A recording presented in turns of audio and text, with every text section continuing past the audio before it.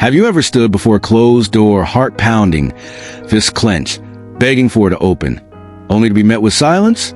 You prayed, you pleaded, you bargained with the universe, but the door remained shut. And in that moment, it felt like rejection, like abandonment, like God had turned his back on you. But what if I told you that door was never meant to open? The story of the closed door. Sarah had dreamed of the job for years. The interviews went perfectly. The hiring manager had smiled, nodded, even said, "We'll be in touch soon." She just knew it was hers. So when a rejection email landed in her inbox, she crumbled. Why, God? I worked so hard. I deserve this. For weeks, she replayed every mistake, every what if, until one evening, scrolling through news headlines, she froze.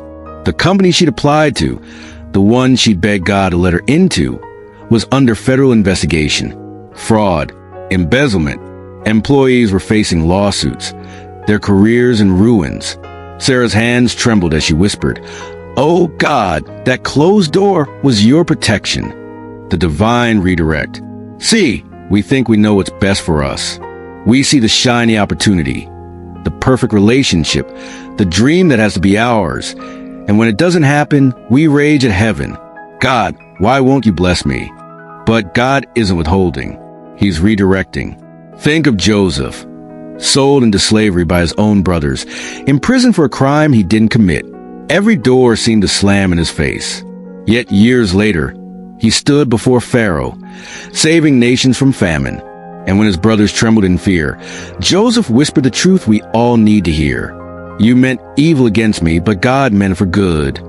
Genesis 50, verse 20, that betrayal, that prison, those closed doors, they weren't his downfall. They were his divine detour to the throne. The better that's coming.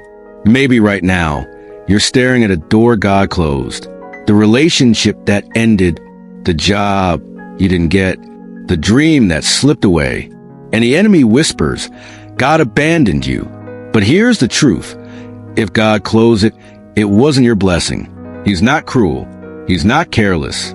He sees what you don't. The hidden traps, the wolves in sheep's clothing, the future storms that would have wrecked you. And in his mercy, he blocked the path. Because what he has waiting is better. The invitation to trust.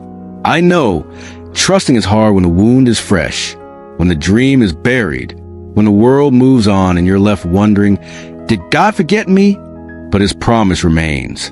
No good thing will he withhold from those who walk uprightly. Psalm 84, verse 11. If it was good for you, it would be with you.